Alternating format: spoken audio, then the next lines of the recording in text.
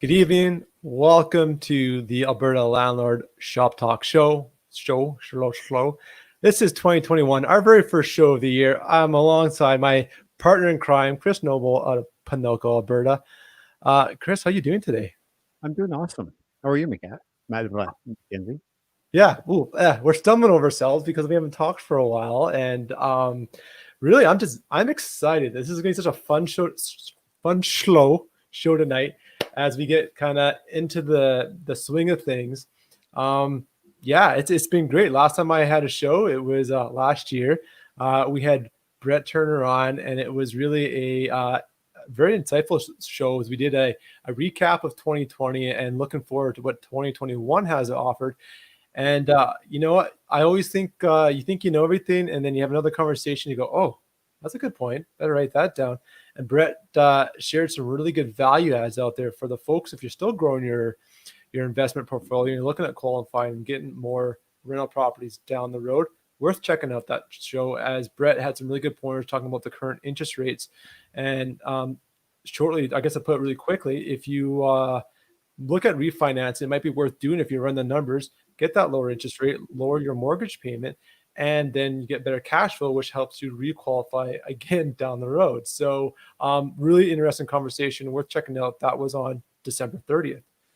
Well, I have to tell you, Mac, exactly what I did. Refinanced, and when you're looking at 1.5%, 1.7%, and I can increase my cash flow. You know what? It's well worth.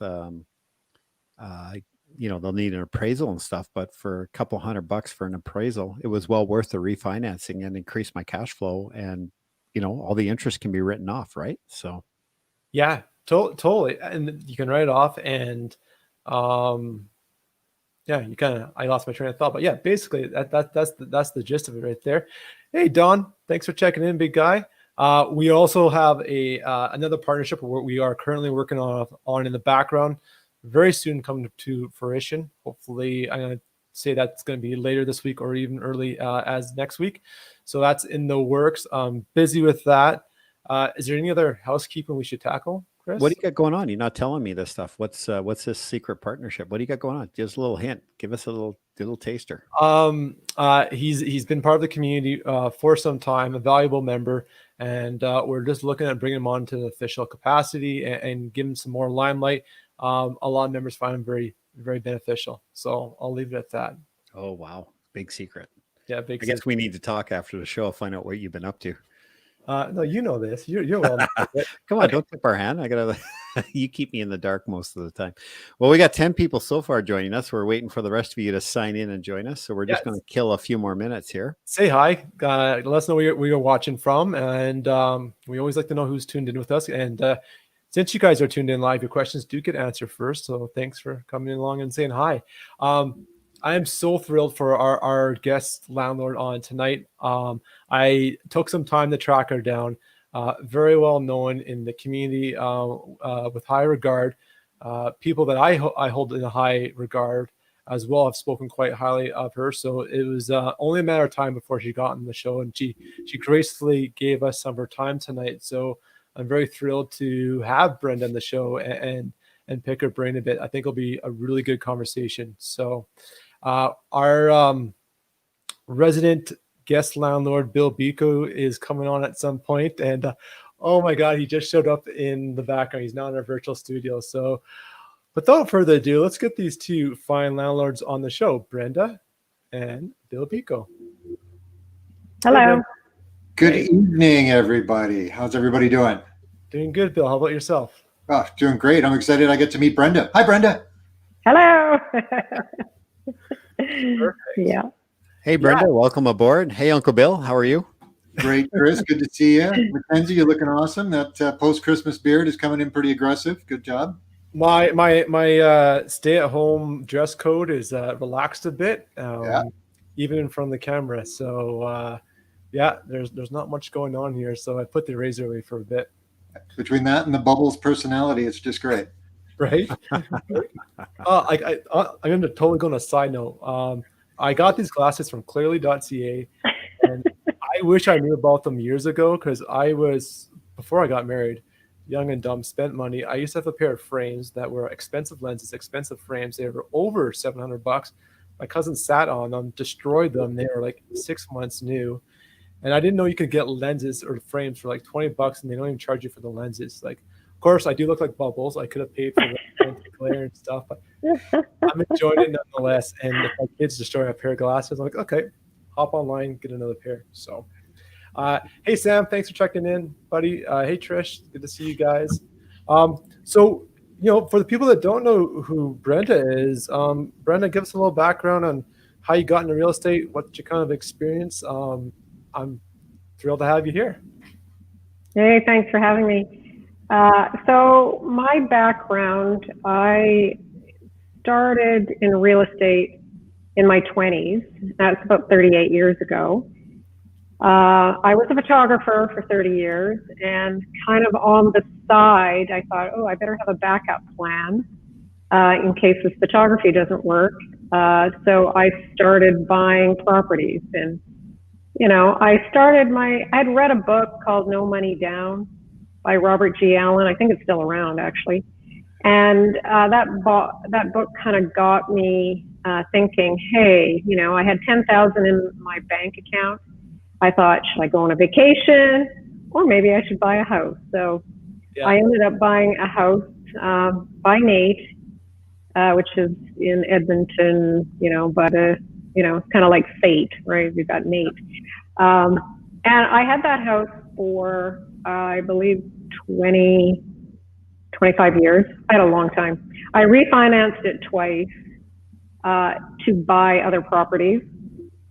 And the thing I always cash flowed. So I ended up buying it for $52. I sold it for about $275 a few years ago.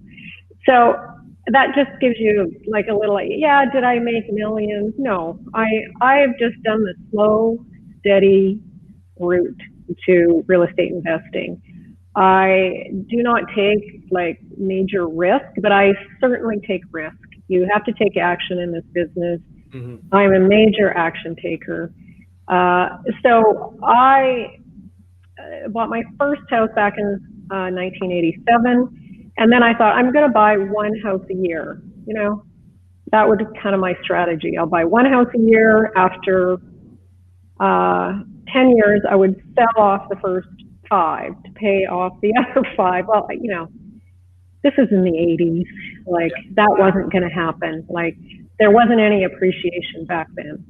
Mm-hmm. We had to wait till, I don't know, when we had major, my equity built up maybe in the 2020 or 2000. Yeah. So I had to wait a lot. The first 10 years, there was really hardly any appreciation.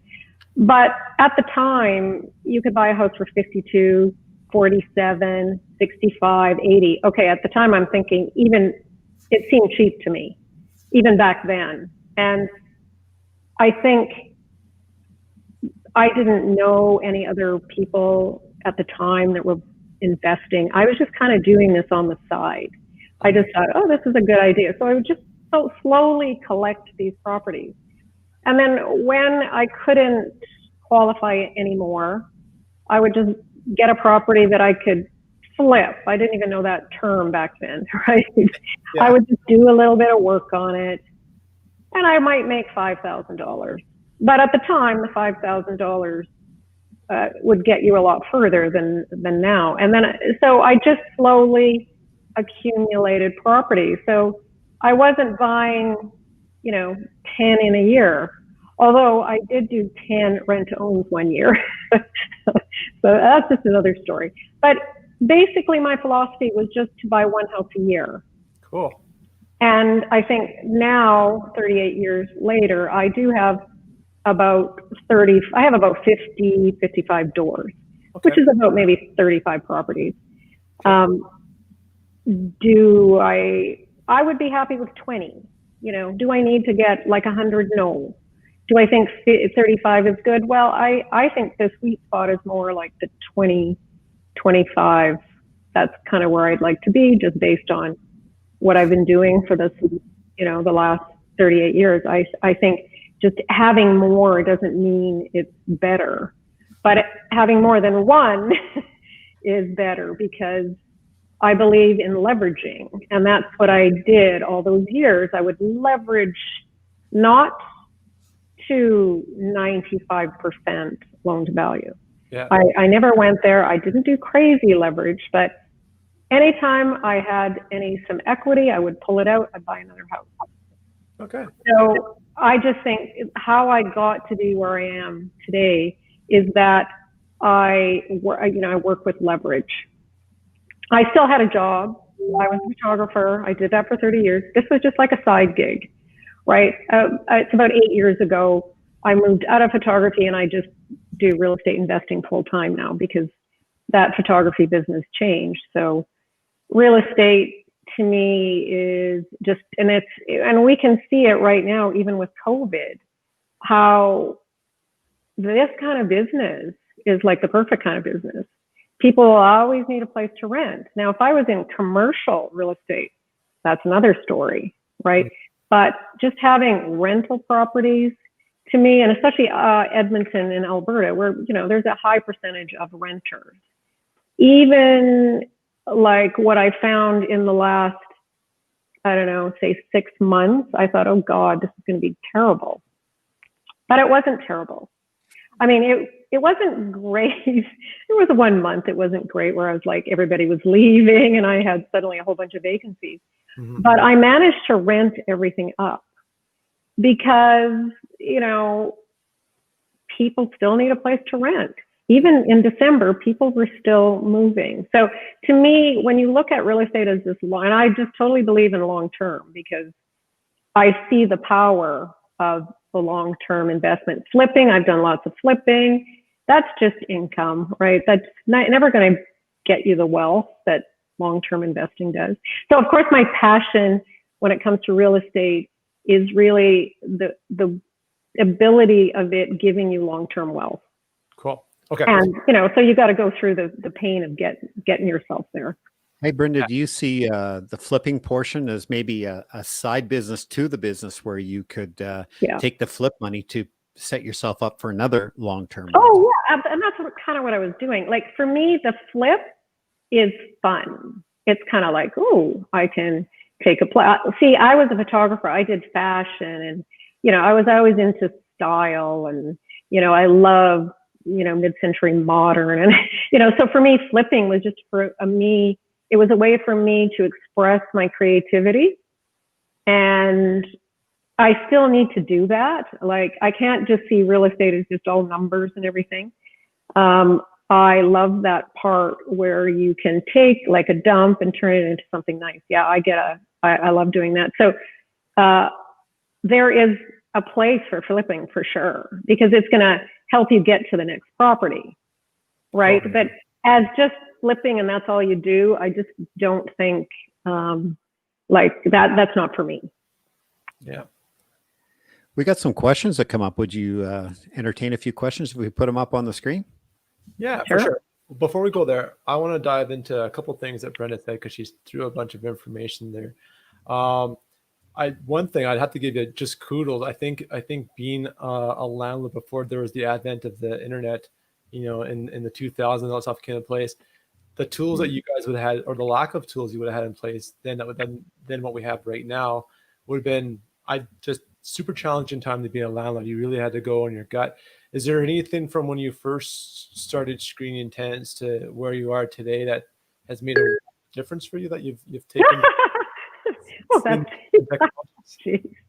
I would say I could write a book on some of my experiences with tenants, some of my bad experiences, especially with, someone that was going to shoot me, someone that I have had drug houses, I've had people dying in my place, just a plethora of things that have happened. It's a gem because I think that someone already asked you that question. It says, what's your worst tenant story? Before we get into that side, the horror stories that we always hear about and stuff. So let's go back to you said in 2020, right, as we get into this thick of being in COVID, you had a bunch of vacancies come up and you got them into class.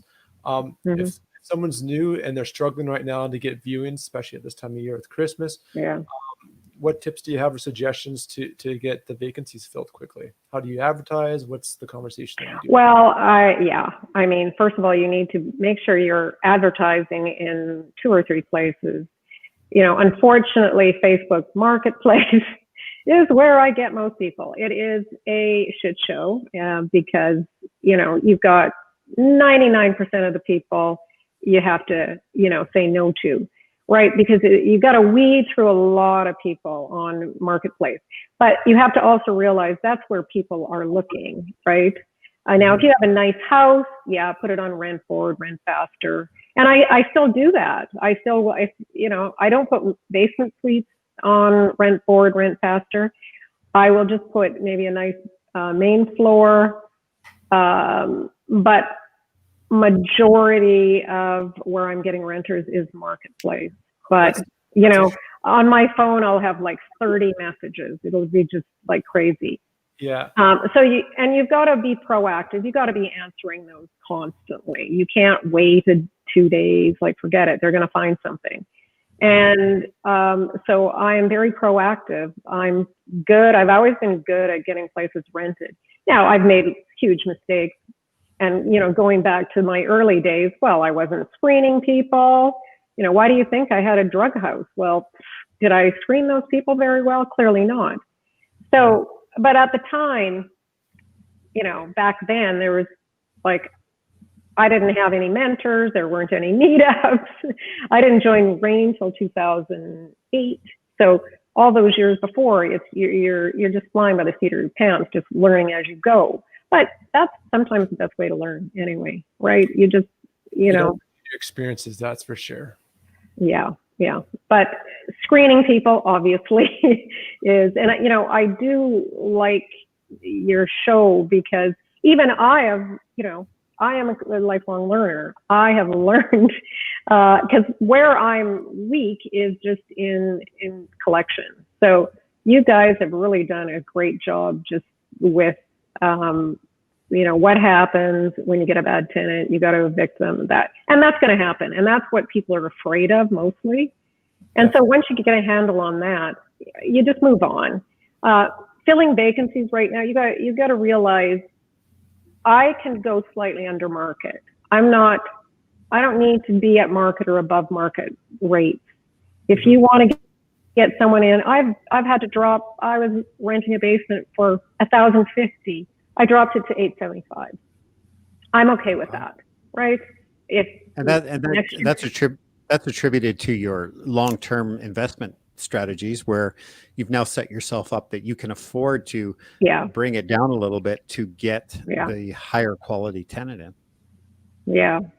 Great. But on the other hand, like if you have a vacancy for 1 or 2 months, you may as well have rented it at $875 or you know what I mean? Like if you look at what is that vacancy going to cost you? And, you know, for some people, they get stuck on the price they want. And I just think it's what the market is going to bear. It's not what you want to get out of it. Because you might be stuck with that for, like some people are saying they've had 3 months vacancy. That's way too long. Like you shouldn't have a vacancy really more than 1 or possibly 2 months. Yeah, I agree. If you are aggressive on your pricing, your marketing, all those things are put in play, there's no reason why in 30 days, maybe for the exception over Christmas. Yeah, over Christmas is tough. That's a tough month for sure. But most months of the year, a 30-day turnaround is more than reasonable. So, Bill, I haven't heard you say a peep yet other than your beautiful smile. Got anything to add to that? Boy, I don't know if I've been quiet that long in my life. No, kidding. So many different areas there. Love what you've done, Brenda. Love how you came along. We did a lot of the same stuff. We'd flip properties to generate money so we could go buy another rental property. If you're flipping full time and that's what your gig is, it becomes a job versus having rental property, which becomes kind of a passion, kind of a side play over time if you manage things right. Vacancies, just like you said, I'm not a big Facebook Marketplace fan because I don't like people that much, where I'd have to 30 or 40 really stupid requests, and my head would just start. Yeah. Bill, is that why there's a moat around your house? Pretty well. So it just gets challenging dealing with all of those people taking all the simple shortcuts with that. So we've had a lot of success over the years with Kijiji and Rent Faster, and the key right away is if you're having problems filling the place or the market's really really tough, you just want to be everywhere. And we've discussed this before. You might want to be advertising in 5 or 6 places. Spend $200 or $300 or $400 and pay for paid sites and get everywhere so that people see you. Stop in the local grocery store, see if they have a place to pin something up on the board. Check the local Max or the local 7-Eleven, see if they have a place to put stuff up. The gas station, just be everywhere. Put that sign in your window so that somebody driving by, oh yeah, my friend's looking for a place in the area. And be everywhere. Do your marketing well. Brenda, about photography and making sure your place looks great. And that's key. I'm glad you brought that up. There is nothing worse than bad photos. And the toilet seat up or something. Come on, guys. When you're getting photos done, do them during the day, or make sure the lighting is decent, because photos will sell for sure. And I haven't done this, but some people pay for them to put a little furniture in. I don't typically do that. I just make my shots very clean and with good lighting, because if you've got everything is dark, the windows are black, it's at an angle, that's going to hurt you. It might be worth it to spend some money. Yeah, absolutely. So let me ask both of you guys, and maybe Chris, I'll even tie you into this conversation because you're just politely sitting there.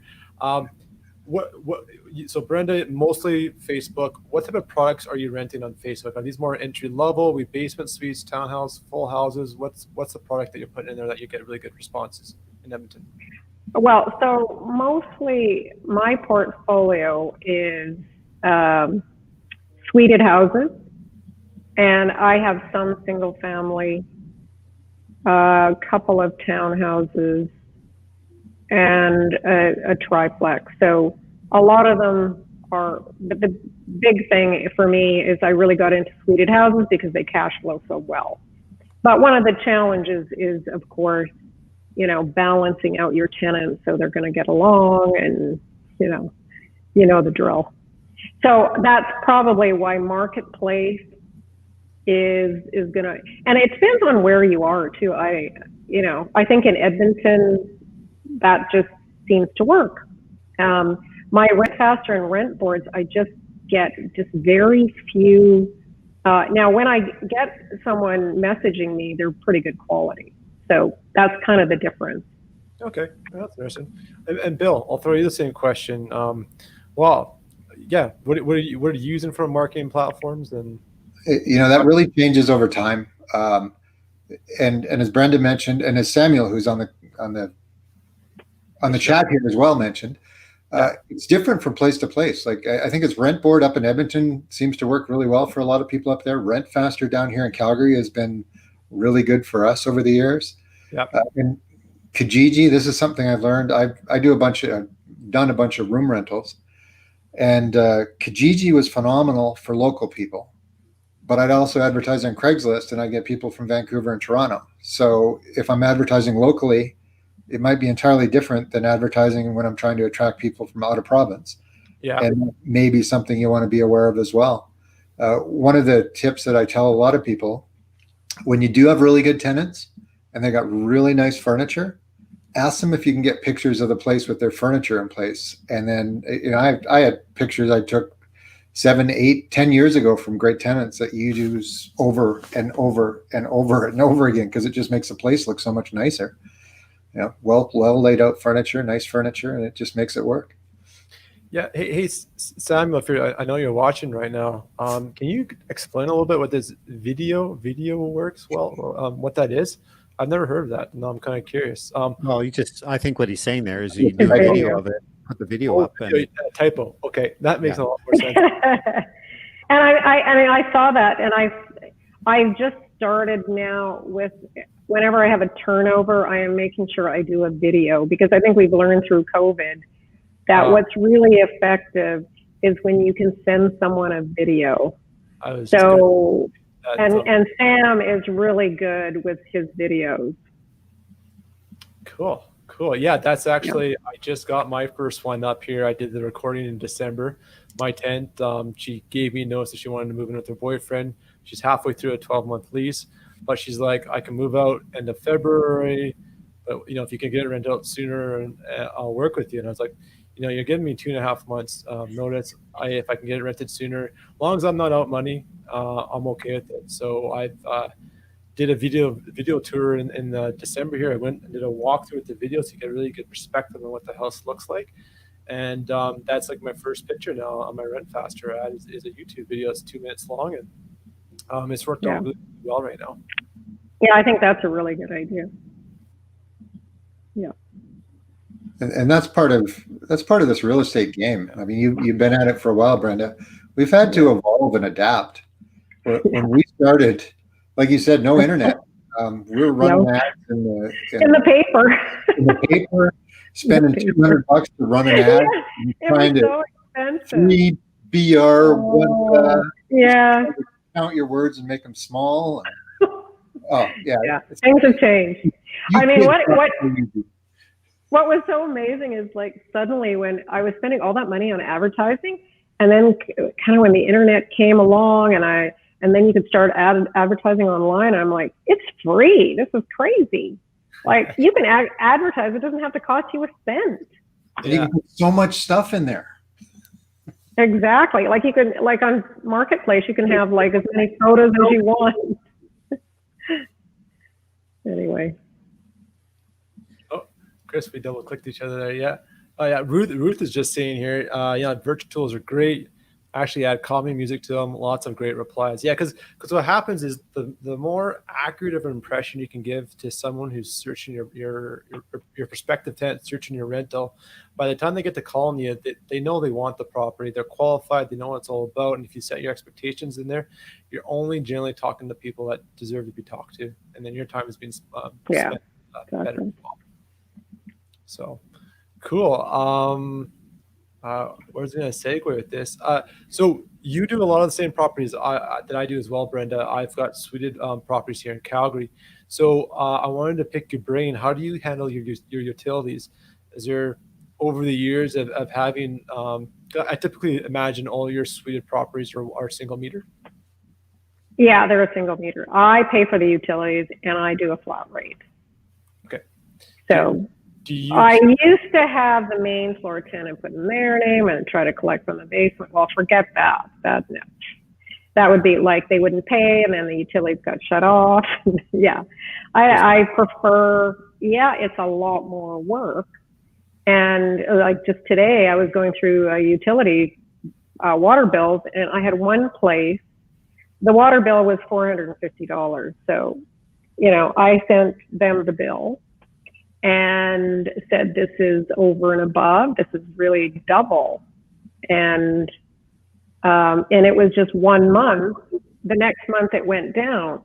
But, I expect them that they're going to have to make up that difference when it's that high. And I put it right on my lease that I can increase the rates with 14 days notice. So I keep, you do have to keep a handle on how are the utility, what are they averaging? I mean, I have so many of them that, I roughly know what they're going to average out to, right? Yeah, you're familiar with the numbers. Pretty much, That's awesome. So I wanted to get a little bit granular here. So in your lease, you do a fixed monthly budget, but you've actually got as a clause or clause in your lease saying, so how does that work? You just basically say, if you do something stupid and my utilities jump. Yeah. So for all these years that I've done that, I've never actually had to increase somebody's utilities. Yeah. I never have. They usually just average back out. So what I told these tenants is that I'm going to look at what your utilities have been, say, for the last 12 months. and I'm going to average it out. And if you're over, I'm going to increase your rate like a little bit moving forward. Yeah, 10, $20 a month, whatever it works. Like $20 a month, yeah. So, I mean, it's nothing crazy. Yeah. But I also had one house, I had a $1,600 water bill because his toilet was running. Oh. So right now I'm right in the middle of, because he's got to pay for that, right? It's $1,600. It says right in my lease, if there's, anything that needs fixing, you have to let me know. And he could have shut it off. He could have phoned me. He didn't. It was EPCOR that called me. EPCOR called me and said, oh, there's major usage. So, I got the plumber over there immediately, but it was like, by then, it was almost like the tap was turned on constantly for like a week. Yeah, that's crazy. And well, I know a good plumber up in Panoka comes with a dress shirt and did one of my toilets too. So, good service. Yeah. But yeah, no, that's exactly it. And that's actually my approach almost exactly. So what I do right now is I have my lease here, and then I pulled my utilities out over here, and I have the contracts basically exactly that flat rate. If my utilities jump for whatever reason, with 30 days notice, your utilities will be adjusted accordingly. So I'd basically so I basically have that too. Yeah. So talking to my mortgage broker, because I'm in a little bit different of a phase. I'm still in the acquisition phase. I want to get more properties. I'm actually going to fold that, because I had two separate agreements. I'm going to fold it back into my lease now, but then have as a term where it's still variable inside the lease, because I kind of struggled with that when I first got into that. I thought a lease had to be like kind of fixed in nature. I didn't know you could have a variable component to account for the change in utilities. But yeah, if they're on maybe a shorter 6-month lease, for some leases I'll have a summer rate and a winter rate. Okay. I prefer just to have one rate, like $275 or something for a main floor. It's usually between $250 and $300 for a main floor, typically. Yeah. And then downstairs is $175 to $225. Like, that's where they end up, unless there's a whole bunch of people. Yeah, definitely. Yeah, and the reason why I'm now thinking about incorporating the utilities back in my lease is from cash flow and from a bank's perspective. It makes my properties look better DCR, debt coverage ratio, so I qualify more easier. So cool. Yeah. Awesome. We had some questions that came in right off the hop, so let's get to those. We haven't even touched on any of those yet. So let me get the first one. Okay, this is a good question. So it comes from, I don't know who it comes from. Chris, do you know who wrote this originally? Do you remember? I don't know which one you're referring to. The one on the screen. Oh, down there. Oh, sorry. Oh, that's from Andrea. What's the biggest challenge in growing your business? Andrea Workinson? Yeah. Oh, excellent. So Andrea asks you, what is your biggest challenge in growing your business? I would say for me, there was a period where I couldn't get a mortgage, and that was really challenging. I, at the time, didn't know about commercial. So as soon as I moved over to commercial, I was like, oh, I could get mortgages. It was kind of like, what? Oh, really? Now, of course, you're paying a hefty price for them, but if the numbers work and you want to keep growing your business, that's just what you have to do. You're just not going to qualify anymore. So every time I hear about these 1.5%, 2% mortgages, I'm like, I don't get that. I do have a few that are still like with the TD and the CIBC, right? ATB, I have some mortgages there, but my BMO is kind of my bank, my commercial bank. And when, so I had that period, I don't know if it was like 5 years or something, I couldn't get a mortgage. So it was just like frustrating me. But when I talked to my bank manager, then I moved into commercial. So yeah, you're paying maybe, I don't know, 1 or 2% higher. And, I have to do some major accounting. And I think the fee every time you renew is higher. But on the other hand, and I think Andrea knows this, With the BMO, I had bought a house in March. This was just when COVID was happening. And I was going through the BMO, and they declined me. And I think it took them 5 weeks to say no. Holy smokes. I'm like, what? As you had a conditional or unconditional offer? No, it was unconditional. I do unconditional all the time. Like I do, you know, I'm that risk taker. That's how I run, right? I just like, I can do unconditional, and I always make it work one way or another. Like sorry, my cat is here. And so this whole thing with the BMO, I'm like freaking out because it was March, just when COVID, and that was part of it. The bank was freaking out, and they came up with these lame things like why they couldn't give me a mortgage. I'm like, what? Are you kidding me? And I had changed bank managers, and they didn't know my business.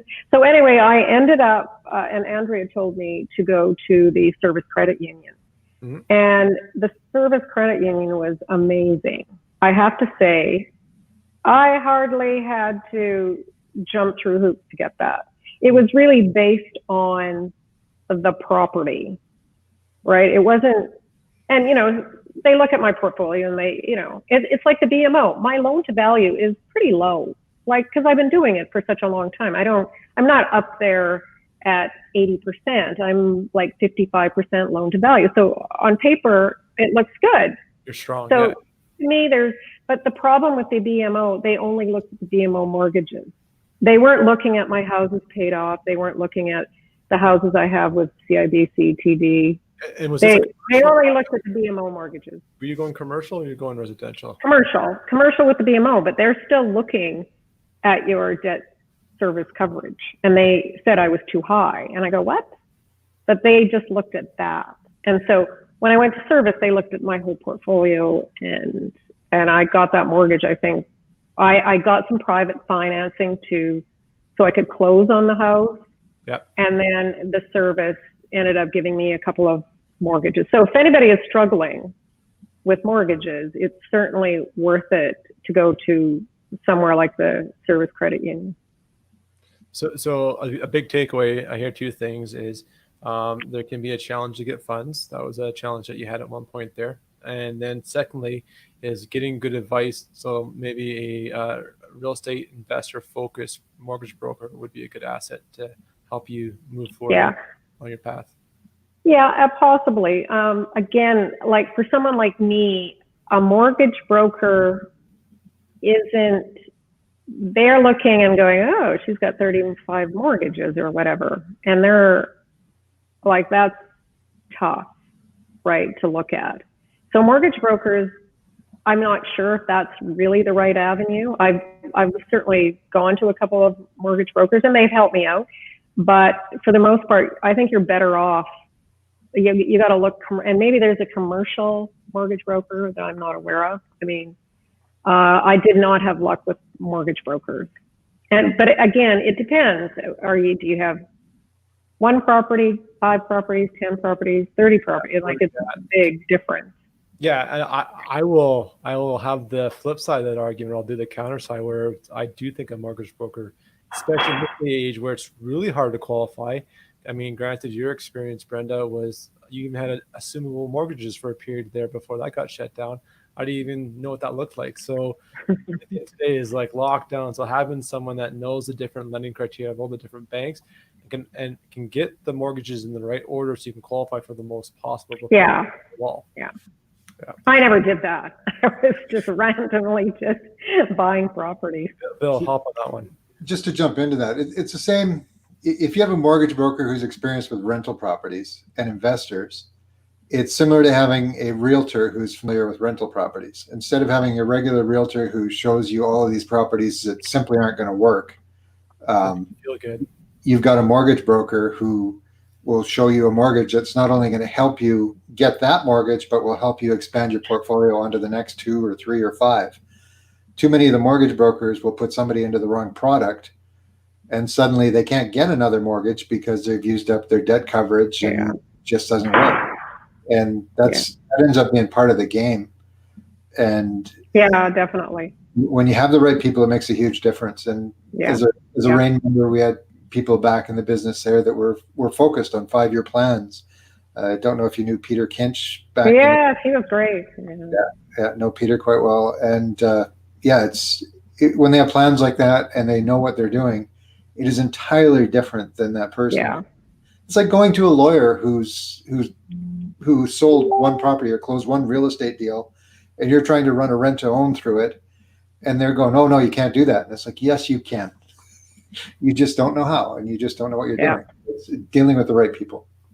Yeah. Yeah, we did have it easy with all those assumable mortgages. That was so good. But just my experience, I don't recall if I might have assumed one mortgage, but I was buying pretty traditionally through a realtor. I put enough money down. Like, even though I read that book, No Money Down, I don't think I ever bought a property with no money down, to be honest. Yeah.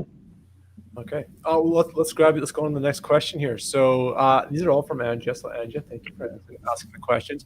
What would you do differently if you were to start over with the experience that you have now? What would I do differently? It's really tough because all the things I did in the past got me to where I am today. So I'm not sure. What would I do differently? Let's say you're starting from ground zero, but you already know what you know now. Where would you start? I leveraged. That's a good question. I mean, what I would do differently, I would definitely screen tenants better. That was probably my weakness. I probably lost a lot of money just by putting the wrong tenant in. I bought in the inner city. Well, that's all I could afford back then. So would I do that differently? I'm not sure. I mean, I did, I have 2 houses in the inner city that my tenants paid off. Like, I don't have that in any other area. Now, would I buy in the inner city now? No. I would prefer to buy in better areas. And so maybe that's what I might do differently. But I just think that required more money, which I didn't at the time have. I could afford a house for $50,000, not $80,000. And it's like now, well, if you've got a budget for $150, but the nice houses are $300, well, you have to start somewhere. So you might have to buy that townhouse, or you might have to buy a condo. And I never bought condos. That is one thing I never did buy. So I'll put it this way. Is it fair to say now that if you have a choice on where you can invest in, where you originally started investing, it was entry-level inner city, you would invest somewhere else because you prefer a different tenant, the demographic to work with? Yeah. But on the other hand, I might not have been able to afford that. So I might not have gotten into the game. So I just think sometimes you got to look at, like, where are you at? What can you afford? Because to me, it's about getting in the game, like at all costs kind of things. Like, the people that are sitting around not taking action, they're losing out because you want to get in there. I'm not saying go buy like the first thing you see, but once you've educated yourself and, you've got to take some action. You got to get your JV partner if you don't have money. You've got to do all those things. And so I don't know what I would do too much differently. Sure. I like what I did. I thought I just think it got me here. Yeah. Would I want to have a drug house again? No. Do I want someone with a gun in my? No, I don't want any of that. So that really comes down to tenant screening, though. Okay. Well, let's segue then. Let's go into let's talk about some war stories here. Share some wounds, some battle scars. Give me a tenant story. Give me something that you look back and you think, oh, yeah, how did I get here? So, kind of one of the worst ones was a house that we have. It's just over in Inglewood, and we had this kid that came around and he wanted to mow our lawn, and we're going, oh yeah, okay, great. Because we lived in Westmount at that time, and so yeah, he mowed our lawn, and he'd kind of come back, every couple of weeks, and then he said, hey, do you have anything to rent? My dad needs a place to rent. And then I kind of felt sorry for them because he was a single dad with these 2 kids. So he ended up renting a main floor from me. But like he had some psychological problems, and like he stopped paying the rent, and he wasn't paying utilities, and like I evicted him. And okay, that's years ago before RTDRF. And so I would always just try to get them out on my own, right, without having to go to court. And so I would be pretty aggressive, and I would just kind of, go in there and throw their stuff outside. I was not afraid of doing that at the time. But this guy in particular, like, he was a bit scary because he would leave me these like nasty messages. And there was one time I drove by and he had his truck parked at the front. And this was in the wintertime. And I yanked out the cord. So I thought, I'm not paying for his utilities. I yanked it out. Well, I guess I yanked out the whole kind of part of his block heater. So he left a message. And at this point, he kind of had barricaded him in. He had barricaded himself in that property. I couldn't open the door. He had like a piece of wood hammered on it. And so he left me a message on my phone. Basically, it's all out war, Brenda. I am trashing your house. So that was probably a good thing because I went to the police. And, and it was unfortunate because he had 2 kids, right? Those 2 young kids. And I was worried about them, right? More than him, right? But he was the kind of guy, if he had a gun, he would shoot you. I had that kind of fear. And I'm like a pretty small, but I do not back down from people. I have gone up to 300-pound men and I have said, like, are you going to hit me? Like, are you going to pay your rent? And I'm right in their face. Like, I don't tend to back down. And, is that a good thing? Probably not. But after 38 years of doing this, I don't like to take a lot of shit from people. So, but that, so this guy who I had been confronting for, I don't know, a month or 2, and he was threatening me. The only way I got him out is because the police went over there and they got him out, and he had a place barricaded with stuff, and, they took the kids away. Now, that was bad more because I really felt for the kids because, I thought, that's their dad. He's obviously got some problems. And, I've had similar drug house scenarios where I've had to have the police, and thank God for the police. Like, once they know you, because I've had people that have identity theft. I've, 2 times, 2 people. And in fact, I have to go to court in April for a girl that she had just moved into my place. And I think she'd only been there a week. And we had some major plumbing problems. So I had to go over there in an emergency. Mm-hmm. And she had all of these charge cards and people's ID all on the floor. I'm like, what? Yeah, so, now I screened her. So, you can screen people and they can still, slip through the cracks. Totally. People aren't exactly, we're complex at best at times. And you can do the best process. It's not going to be foolproof. And if you're in the game long enough, you'll probably get a challenging tenant. It's just you will. Yeah. So, be prepared. Community comes having, the ability to talk to other landlords who've been down the path, How do they handle it so you can make less of the mistakes and hopefully get to that solution quicker? Definitely. Cool. Yeah. Okay, let's get some more questions here. Oh, and while I'm digging here, Bill or Chris, do you guys want to tie in on that? I know. Well, Chris, you're in law enforcement. So this is like right up your alley. I'm on a call. Chris, any thoughts there? Sorry, I was You're not very loud right now, Chris. You have to go over to Bill. Oh, okay. Your show ends just after 8, so if I start to we'll be here till 2:30 in the morning. That's true.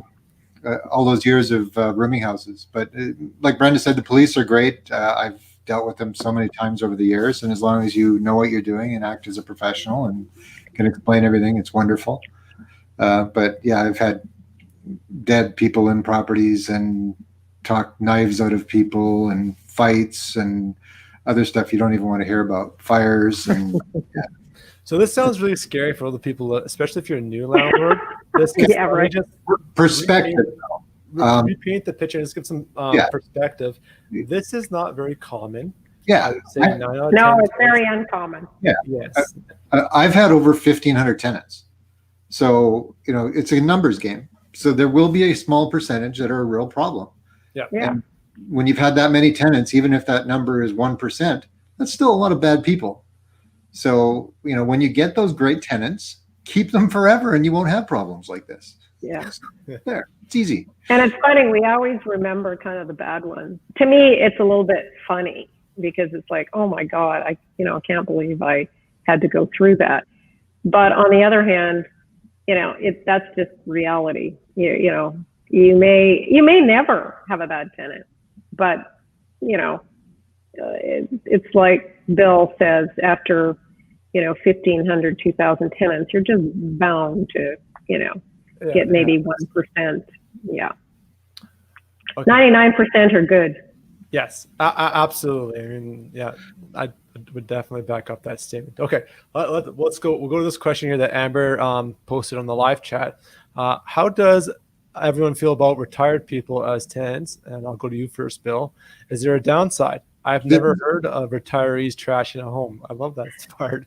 Any bad stories or good ones? Thanks.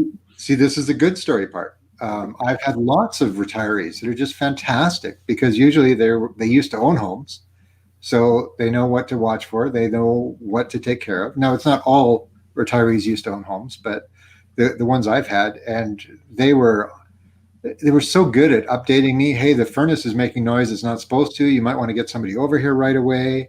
There's something wrong with the dishwasher. We check this and this because that's what happened with ours years ago. And it wasn't that, so it might be this. And if you let your plumber know, it might save him a trip. All kinds of great stuff having seasoned tenants and especially previous homeowners as retiree renters with you. Yeah, I think so. You get a level of responsibility because they've been there, done that. There's that component. I'll throw a flip side. I know one landlord I was helping out and we're chatting. Actually, she used to be my tenant. And she was renting her house out in Didsbury to a pair of a retired firefighter and a couple, and they were very needy and difficult. And actually, they've tried to they tried to put in a bid in to buy her house, but they lowballed her, and halfway through her lease, they ripped out the carpet on the stairs because they didn't like it. So, not common because I would agree more so with what you said, Bill. They're usually really good, but again. That retired couple never rented before, so they didn't know, their role as a renter as opposed to I'm an owner, I can do this kind of thing. So, and I think that comes up to maybe setting really clear expectations up front, so then you don't run down into these avenues of trouble. So, cool. I want to throw Trisha's comment up here. She mentioned something. So Trish says, I love what you said in another interview, as we're talking about Brenda here, that you wouldn't buy a place that was more than a 15-minute drive. Great advice. I wish I had heard earlier. And I could definitely echo this because I have, in Calgary here, properties in the northwest and southeast. So, yeah, I like to stick to my 20 minutes, actually. I try not to buy anything more than 20 minutes away. It's so funny. because I just looked at a property that I really liked. It had a garage suite, but it's 30 minutes away. Yeah, you just know if you have to look after it. So I just, like I think every time I have to drive, I drive there, drive me crazy, right? Mm-hmm. So I had bought one time a apartment in Brandon, Manitoba, and okay, that was a mistake. You know, I can't just hop in my car and drive there and see what's going on, right? It's just, so after that I thought, no, I need to be, and when you have so many, you don't want to be driving. I don't want to drive to Sherwood Park. I don't want to drive to, I do have one in Spruce Grove. It's probably maybe 25 minutes, but I bought that as a rent to own. So it wasn't anything I was going to hold for the long term, but they end up splitting up and now I have it as a rental, and it's actually not a bad rental. But this one particular property that I just looked at that I really liked, like it is 30 minutes away. It is like driving to the airport. So I haven't put an offer on it because it goes against my rule. Yeah, and it depends on your strategy. You will just be, it's so much easier driving because you might have to, you got to drop keys off, or, you don't want to have to drive 30 minutes. That's, when you've already been driving all day. Like I find in this line of business, you do a lot of driving. Yeah, totally fair.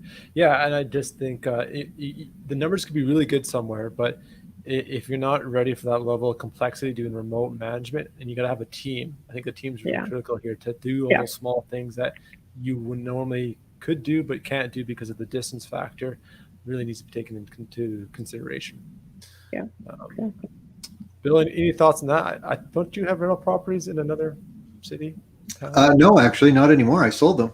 Oh, okay. There you go. But I managed them it was over 5 years, and it was in Lacombe, Chris's neck of the woods, basically.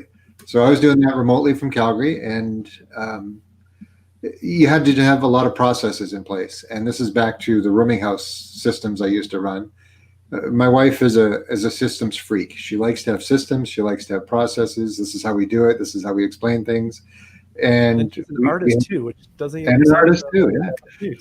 Huh. So it was systems and processes that made it workable for us, and I get experience. And it's not something I'd recommend for necessarily anybody to try and remotely manage a property like that, or even a couple hours away from where you're at typically. But if you have systems in place, I've got landlords I work with who live in BC, and it doesn't make sense to buy rental property in Vancouver. So they're buying in Edmonton or they're buying in Calgary because they can actually cash flow and they don't have to put $400,000 down just to qualify for a rental. So it gives them a lot more flexibility. But it's important to have the systems, and it's important to have boots on the ground with either handymen or people you can trust and can work with you on the property.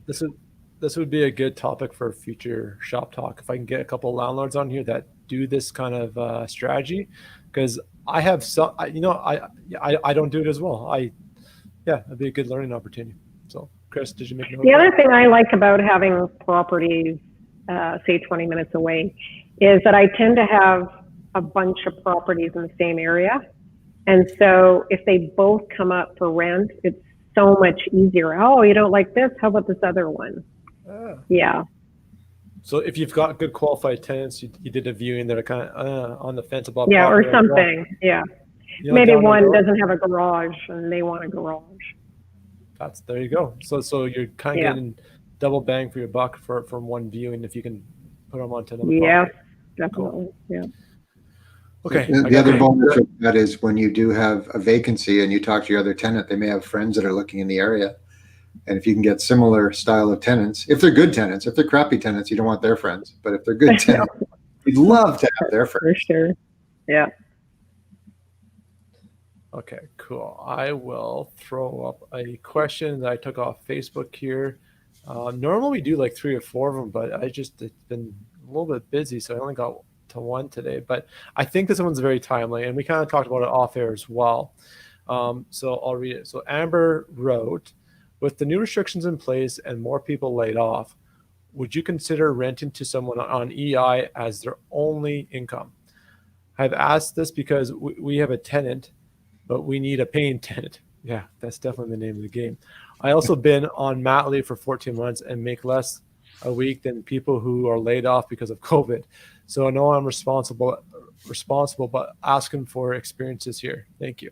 So let's talk about the mindset of a tenant that maybe completely relies on, say, an AISH or Alberta Works as opposed to someone who's working. Who do you like to target for tenants there, Brenda, and why? Sorry, say that again. Oh, okay. So we're talking about. So I guess my question is here. So Amanda's asking. We're in COVID right now. More and more people seem to be laid off. There's maybe more people relying on government subsidies. What's your approach when you look at that for qualifying tenants? Well, and I think that person, they were talking about someone in EI. Someone on EI is very different than someone on Alberta Works, AISH, because someone on EI is actually has worked and they either lost their job. So I would feel a little more confident with somebody on EI if everything else checks out. Like, how long have they lived at their place? You know, what is their credit like? Typically what I do, especially on Marketplace, I place my ad, and then when they're responding, is this available? I just have this 4 questions I ask them. And that is very telling how they answer. When do you want to move? For how many people? Pets? And another question that I can't think about right now. But I ask those 4 questions, basically pre-qualifying. If they actually answer all the questions, half the time they only ask 1 or 2. They might not, oh, are you working? They might not answer me when they say, oh, I have, guaranteed income. Then I'm going to ask them, without it phoning them or getting them to do a showing, what is your monthly income? If this is a $1,500 house and they are making $2,200, well, they're not going to qualify. So I'm not going to go there with that person. The same as someone on AISH, Alberta Works, social assistance. I'm going to pre-qualify them. I want to know, what is your monthly income, right? How long have you lived at your last place? I'm going to ask them, how is their credit? And I say, I'm not looking for perfect credit, but I want to know where it's at. If they're 400, well, no, I'm not going to take them. If they're 500, I'm not going to take. So I just pre-qualify. So, if they're, and typically anybody on AISH, Alberta Works, they're not going to have great credit. That's the problem. So I typically am only going to go there with maybe my basement suite, so it might be more difficult to rent. So right now I have 2 basement suites with single mother with child, and they are working out well, like right now. I've had some smoking complaints. I've had some noise complaints. So, are they perfect? No. But and I might do just a short-term lease. Let's try it for 3 months, see how it goes. Yeah. So I'm not going to say no to these people, but I'm not going to put them in a really nice place if they don't make enough money. And you can pretty well pre-qualify. If they're on AISH, they're not making very much money, Are they making $1,100? And yeah. I think some good points I want to kind of reemphasize that you made there, Brenda, is you're doing your full due diligence. You're looking at the whole picture, not just this guaranteed income, and you're distinguishing the difference between EI, where someone's temporarily laid off, they're trying to go back to work. I mean, for example, I had the manager of a Boston Pizza apply on one of my rentals. She wasn't working. She was on whatever, is it CERB right now? The latest CERB, yeah, on CERB. And I would have taken her if the timing had worked out, and then she wasn't employed, as opposed to someone that has been continually on a AISH or Alberta Works. Different situation. Why are they on that? Have they been on it for years, or is it a short-term thing? All these different factors come into play when you look at qualifying people. So I think you highlight some really key points there. As Samuel's just throwing you a kudo there, he says, Well, those are the worst tenant stories, but Brenda Bastell is the living proof that real estate works in the long term. So love it. And someone else just commented. It does. It really does. Yeah, absolutely. And someone else just commented, agreeing with you. We have 3 rentals that are 5 hours away from us. We had lived in the community and moved away 6 years ago. So yeah, again, just a very different tactic doing the remote landlording. So you got to really have the systems in place. Cindy asked this question. Maybe we can squeeze in one more here. I know we're a little bit past the hour. How do you add a person in the lease who's guaranteeing the rent? So that's, I think she's referring to a co-signer. I just add them on the lease. They're just part of the lease. Same due diligence, same qualification, same position on the lease. They're literally as if they're a tenant, just not actually in the house. Yeah, that's pretty cut and dry. Yeah. Perfect. Oh, here we go. So Chad, okay, one more question here. So Chad wrote, we are thinking about having the main floor pay full utilities, and we would less the rent by $200 to cover the basement suite utilities included. Have you ever tried this, and what are your thoughts?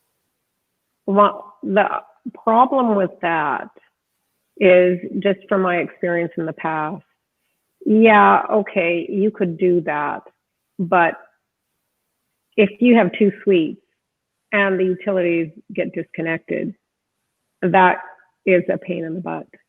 And that has happened to me more than once. So I just don't do that. I just, listen, is it hard? You're paying the bill $250 to $300 upstairs, $175 to $225 downstairs, you know. Mm-hmm. To me, that's so much easier. If you have a main floor tenant and they want to have the utilities in their name and they want to have control over that, then yeah, go for it. It's just, I don't have one place like that unless it's just a full house. Yeah. I'm going to add into that is, Chad, one thing you have to consider too is if you're doing that with them, what if all of a sudden the utilities get a little higher than normal? Now you're going to be having to resolve conflict. Because, you have them saying, well, they're using too much down there. And so you have to mitigate your conflict as well in these sort of things. And I find there's less conflict when you're paying the bill and you're just doing a flat rate. They can't say, oh, the basement's using way more water than me, or they can't, you know, because it's just a flat rate. Yeah. So I just don't tend to have conflicts there. And generally, if depending on what type of tenant demographic, simple budgeting is better. They know they got one rate every month. They know. The numbers don't fluctuate. They're just happy. Keeps their life simple, and then they're happy. Yeah, definitely. Yeah. Cool. Exactly. We're at 8:10, a little bit of overtime here. Brenda, I totally forgot to tell you this, but we do this every show. Since you've dedicated an hour of your time tonight, or an hour and 10 minutes, I usually have to give you a little bit of limelight, kind of talk to our listeners, something that is important to you, whether it be a passion project, a charity, a business venture, anything you want to share. What's something that you'd want to share with our listeners that you can kind of build a cause for? Oh, well, it's not really a cause, but I would just encourage people right now during COVID to support local as much as possible. Do not buy on Amazon. Do not go to the big box stores. Really try to support your local businesses. Like, it's very tough for a lot of them. I really try to support as much as I can. You know, I go pick up, if I'm going to get some food, I go pick it up. I don't go through Uber Eats. Restaurants are struggling right now. And so as much as possible, just try to support your local businesses. That's where I would like to see. I love it. That's when in April, when things started going a little bit crazy, I got restaurant gift cards for all my tenants for paying their rent. So yeah, that's nice. Yeah. I'll work for both. Exactly. Cool.